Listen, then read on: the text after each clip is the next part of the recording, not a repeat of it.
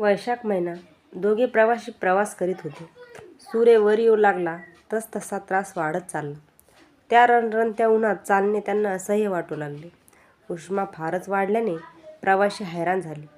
थोडी का होईना पण सावली आणि घटकाभर विश्रांती मिळण्यासाठी आतुर झाले. दूरवर त्यांना एक झाड दिसलं, पानांनी गच्च भरलेलं. त्या सावलीत बसण्यासाठी त्यांनी आपला वेग वाढविला. थंडगार सावलीत बैठक मारली. थोड्या वेळाने ते तेथेच आडवे झाले. जागे झाले तोवर ऊन उतरलं होतं. उठून बसले. एकाचं लक्ष वर झाडाकडे गेलं. म्हणू लागला, अरे केवढं मोठं झाड आहे हे झाड, पण काय कामाचं? ना फूल ना फळ, अगदी निरुपयोगी आहे. दुसऱ्यांनी त्याची चिरी ओढली. म्हणाला, असलं झाड कोण्या मूर्खाने लावलं कोणास ठाऊक, तोडून टाकण्याच्या लायकीचं आहे हे. त्याचं बोलणं ऐकून झाडाला राग आला. त्यांनी त्याची पाने जोरात सळसळू लागली.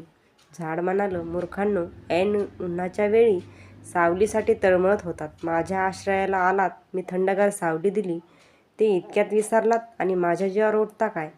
मी नसतो तर तुमचं काय झालं असतं? प्रवासी भरमले. त्यांनी न बोलता पुढचा रस्ता पकडला.